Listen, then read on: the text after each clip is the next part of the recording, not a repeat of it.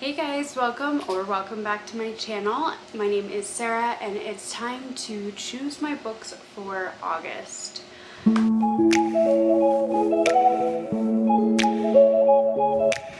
So first of all, going over what I read in July. I've read quite a few books in July.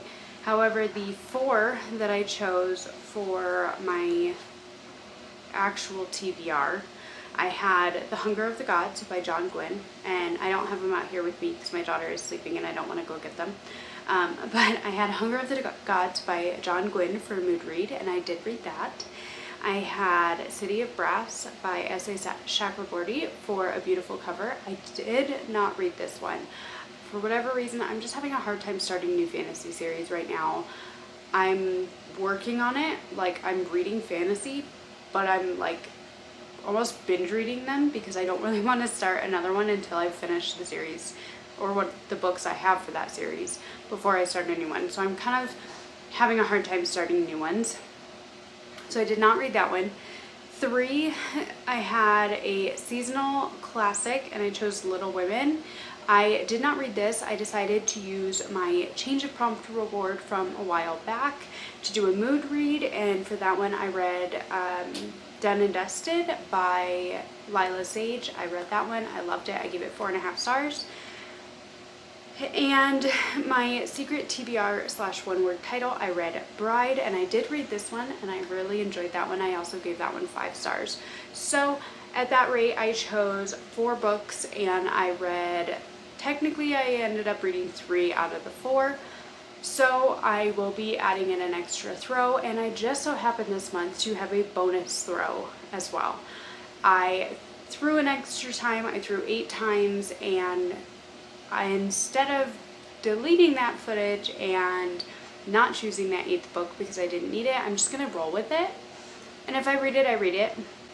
If I read the 7 that I initially chose and then I don't read that 8th book, I'm not going to give myself a punishment for that one. It's just going to be a bonus book. So I apologize for the lighting. The sun is coming up and I'm trying to block it, but I'm having issues here. But I wanted to film this before everybody was awake. So, like I said, that's reading 3 out of the 4 books for July, plus a whole bunch of others that I've been just mood reading and working on different video projects. I have a handful going right now, and I'm really excited about all of them, and very excited to share my thoughts with you. Also, I have noticed that I am getting very ambitious with school starting. School starts here in just a couple of weeks, and I'm getting really ambitious about all the reading I might be able to get done. So am I shooting myself in the foot? Possibly. But I'm really excited. I'm picking out a whole bunch of books, I'm making a whole bunch of plans, and I'm really, really excited about all of it. So without further ado, let's get into the throws and the books that I am going to be putting on my official August TBR for 2024.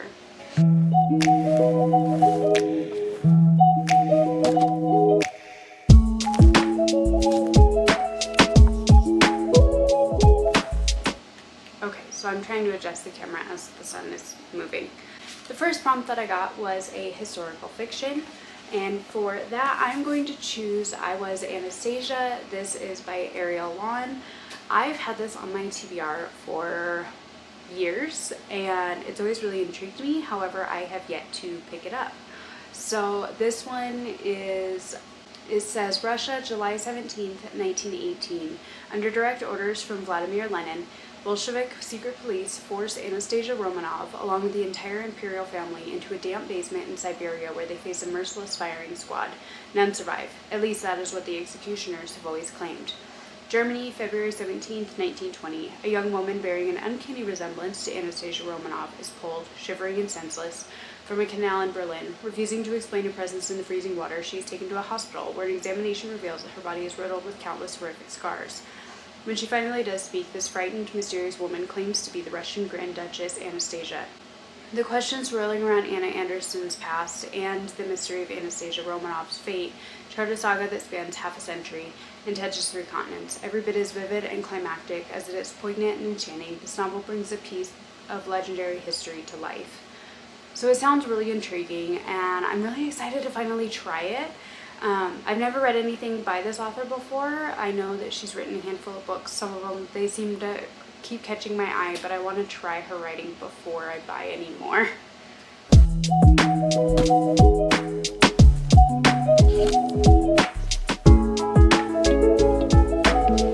My next prompt that I got was a new author. And for that, I ended up choosing Eleanor Oliphant is Completely Fine by Gail Honeyman. This is supposed to be kind of like a just contemporary, little bit of romance, just a fun time. It says, no one's ever told Eleanor that life should be better than fine. Meet Eleanor Oliphant. She struggles with her appropriate social skills and tends to say exactly what she's thinking. Nothing is missing in her carefully timetabled life, where weekends mostly consist of frozen pizza, vodka, and phone chats with Mummy. But everything changes when Eleanor meets Raymond, the bumbling IT guy from her office, whose big heart will ultimately help Eleanor find the way to repair her own profoundly damaged one. So it sounds like it's going to be just a really cute, like, kind of just a normal girl who meets a guy that kind of turns things around and kind of upends things for her. So I'm excited to try it. I've never read anything by this author either, obviously, with new author being the prompt, but I'm excited to try it, and it's not super long, so I think I'll be able to get through it fairly quickly. So that is my choice for new author.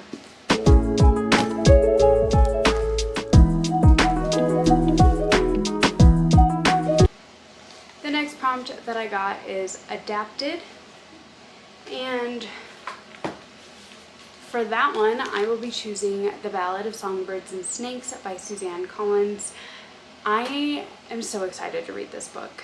It's been adapted into a movie, obviously, that just came out. I have the movie, but I haven't watched it yet. This is a kind of prequel to The Hunger Games. This is following President Snow when he was younger and involved in the games. And I'm so excited to try it. I loved the Hunger Games books. I thought they were really, really good. I don't read a whole lot of YA anymore, but I want to pick this one up. I want to try it out, and I want to read it before I watch the movie, because we are horrible at watching new movies. We have both this movie and the new Dune, and we have not watched either one of those yet. And we've had them for like a month. So I figured, since we're so bad at watching our new movies, that I will try to fit this one in and read this before we watch the movie, since it is an adapted book.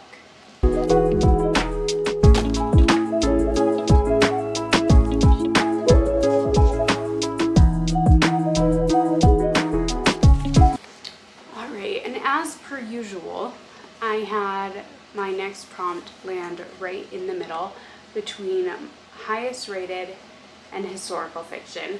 So I went on to Goodreads, sorted it by average rating, and one of my highest rated books in general was also historical fiction, and that is once again The Women by Kristen Hanna. This is a historical fiction following the Vietnam War, and I am really excited to read this book. I have read The Nightingale by Kristen Hanna, but I haven't read any, well, I've read that and Comfort and Joy by her, but I haven't read any more historical fiction from her. But I know that she's like a super popular author, and she has really incredible writing, so I'm very excited to read this. It's just very chunky. Her books are so big. Like, I don't know, this book is over 400, this book is like 450 pages, so it doesn't seem that long when you actually like break it down that way, but it just feels really chunky, and it's heavy because it's historical fiction and it's a difficult topic. And so yeah, I'm really excited. I'm very intimidated by this book, but I've heard incredible things about it, so I'm really excited to read it and be able to share it, because I think that if this one ends up being good, I think that my parents would really like it too, especially my dad. My dad loves historical fiction, but usually he reads World War II historical fiction, and I'm really excited for just to kind of change a pace from that, and I think this would be a very great option for both of us. So I'm really excited to read this one. Hopefully I will actually get to it this time and not put it off any longer, because it's already been on another TBR this year, so hopefully I'll get to it here this month. Okay,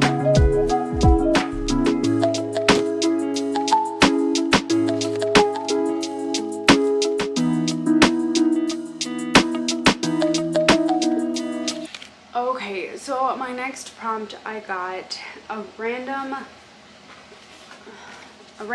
letter title pick, and when I went onto the spinner wheel and got a random letter, the letter that I got was N. So when I did some looking, and I just so happened to have just picked up Not a Happy Family by Sherry Lupita. I don't really know anything about this book. I just know that she's a really popular thriller author, and I've heard of her because of all the thriller videos that I watch. It says, in this family, everyone is keeping secrets, even the dead. Brecken Hill in upstate New York is an expensive place to live.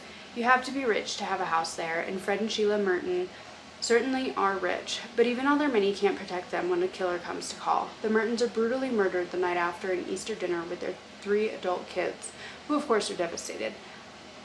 Or are they? They each stand to inherit millions. They were never a happy family thanks to their vindictive father and neglectful mother, but perhaps one of the siblings is more disturbed than anyone knew. Did someone snap after that dreadful evening? Or did another person appear later that night with the worst of intentions? That must be what happened. After all, if one of the family were capable of something as gruesome as this, you'd know, wouldn't you? So it sounds like it's going to be a really fun time, kind of a family drama. But I'm really excited to see hopefully what kind of twists and turns that she comes up with, because that's exactly what I'm looking for in a thriller, is just crazy plot twists. So I'm really excited to try this one out.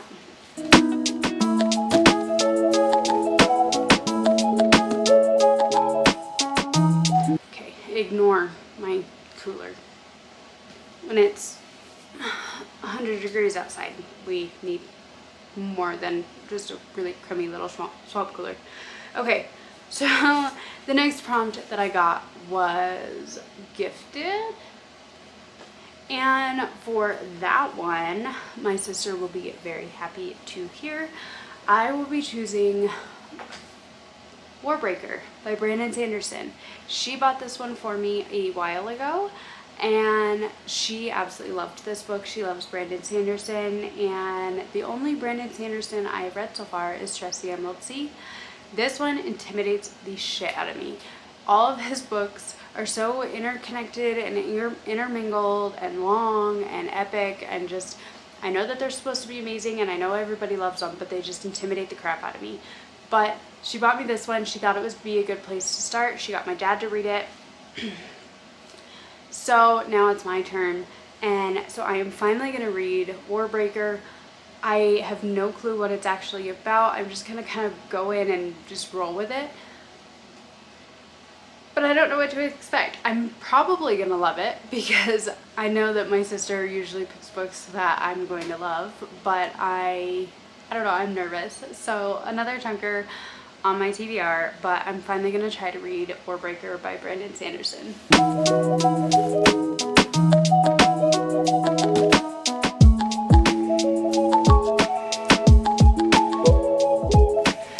The next prompt that I got was actually a Hannah pick. So I took a picture of 3 different books. In the Shadow Garden by Liz Parker, The Bear and the Nightingale, and The Cloisters by Katie Hayes.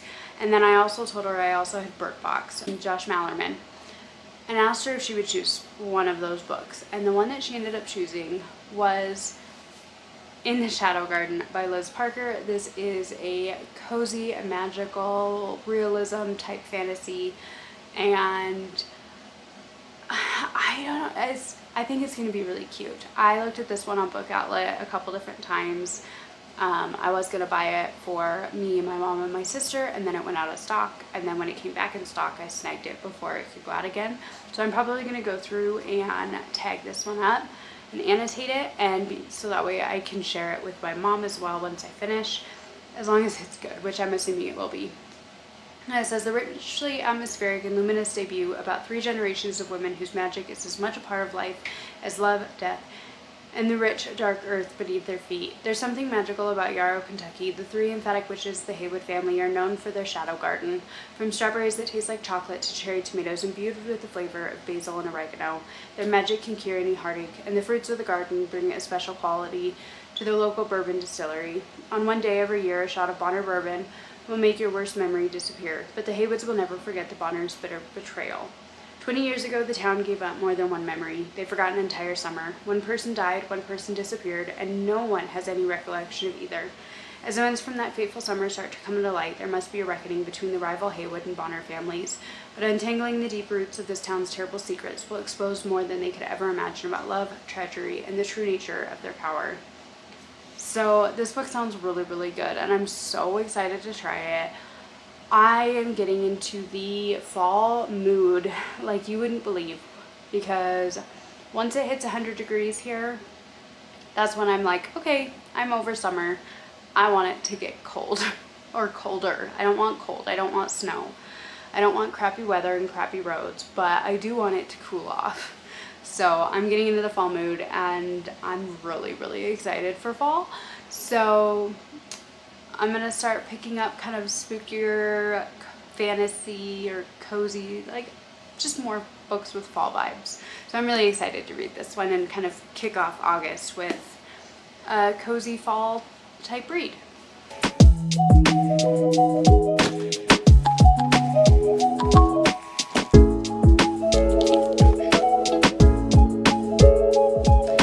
Alright, and last but not least, my bonus throw.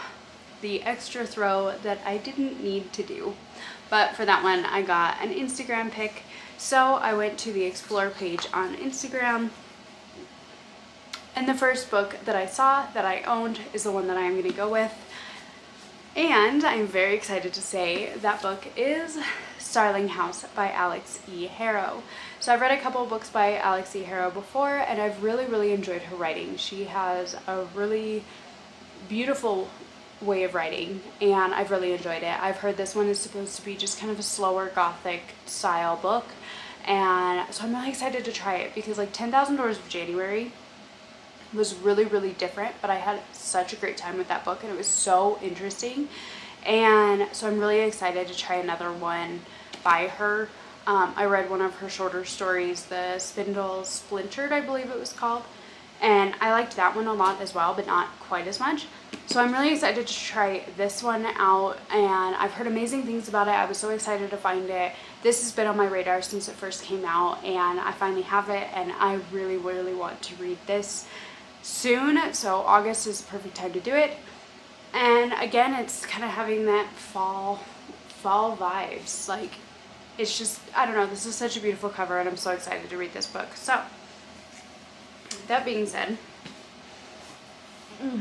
once again, ignoring the sun kind of raining on my parade here, this is my stack of books for August. I have 8 books, 7 that I need to read to try and beat my game this month. So I have I Was Anastasia for historical fiction, Eleanor Oliphant is Completely Fine for a new author, Ballad of Songbirds and Snakes for adapted, The Women by Kristen Hanna for my highest rated historical fiction, In the Shadow Garden by Liz Parker for a Hannah pick, Starling House by Alex E. Harrow for my bonus pick, Not a Happy Family by Sherry Lupina for a random letter generator of N, and Warbreaker for Gifted. So these are the books that I'm going to try and read, along with everything else that I'm doing vlogging wise in the month of August. Do you think I can do it? Probably not. I'm probably being too ambitious, but I'm really excited to try anyways and see what I can get done. So if you've read any of these books and enjoyed them, please let me know down in the comments. And what are you reading in August? Because I'm very excited to hear. If you liked this video, please like, comment, subscribe, all of that good stuff, and I will catch you in my next video. Bye!